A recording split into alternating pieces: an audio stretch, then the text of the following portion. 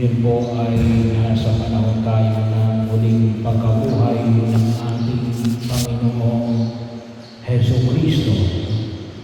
Ang pananalig natin kaya tayo ay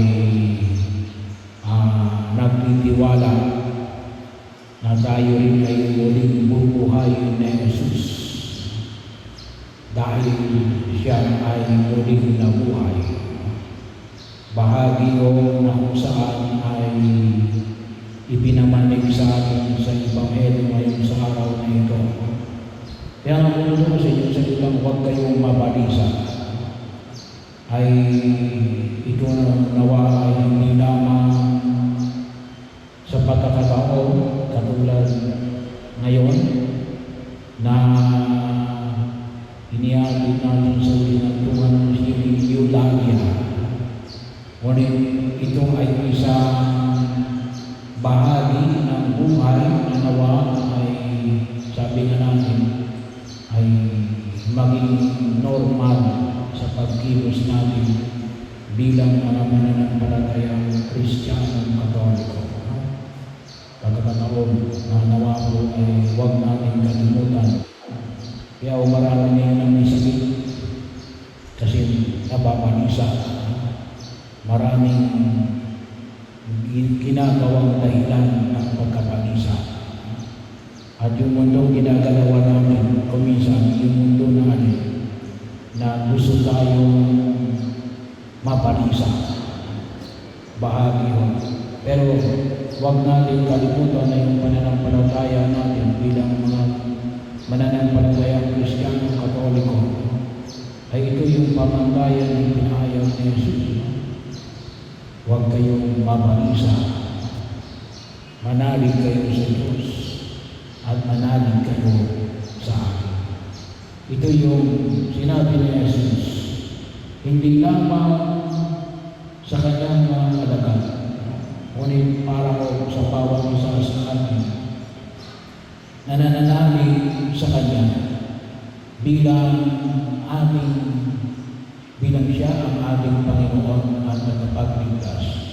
Dahil inuus tayo sa kasalanan, gawa ng kanyang paghihirap sa krus, pagkamatay sa krus, at muling pagkabuhay. Bahagi yun. At isa po rin po na makita natin ng alin, kaya nga ibigay ni Jesus yung alin, yung buhay pagkatapos ng kamatayan. Kaya kung kaya niya ibigay ang tuloy natin pagkabuhay, or in short, yung langit ay kaya niya ipagkaloob sa bawat isa sa atin, lalo na ngayon, kay Eulalia, dahil ay wala na siya sa piling natin, doon na siya pagtutungo. Kaya bahagi rin na kung saan yun yung ating panghawakan. Kasi yun yung mahalagang bahagi kung bakit sinapalito sa dibdib na ito upang tubusin tayo sa kasalanan na nagdudulot sa atin ng kapakanan, ng kahirapan, ng krisis na dinadaraanan natin. Hindi naman sinabi niya na hindi na kayo daranas ng krisis. Pero sinasabi niya Jesus natin, huwag kayong magmamabal.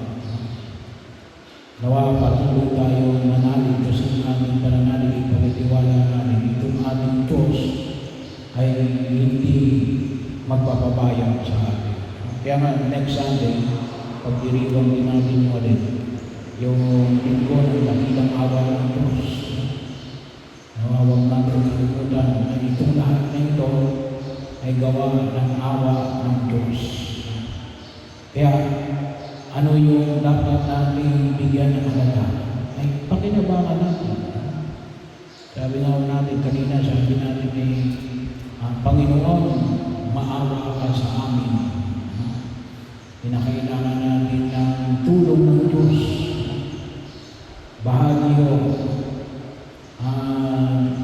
yun nawa yung magiging pamantayan ng ating buhay. Bakit? Kasi may mga pagkataon natin,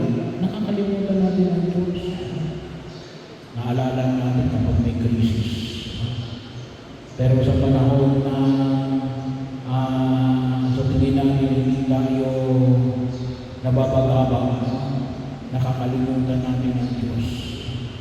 Baka bahagi yun. Hindi naman gusto ng Diyos ang tayo magka-crisis para paniwalaan natin siya. Pero ibig sabihin dapat ay yun yung magiging pamamaraan natin ng buhay.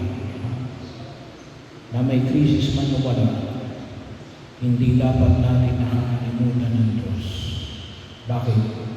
Dahil hindi niya tayo nakakalimutan. At yun yung ating pamantayan na nananalig natin na higit na makanta ni Eulalia at tayo lahat na dumaraan sa daigdig na ito. Higit natin pagkadabangan ng kanyang biyaya ng pagliligtas na nawa ko ay magbigay sa ating ng lakas upang magpatuloy ng pagkahat sa daigdig na ito bilang mga tunay ng mga nananalig sa Kanya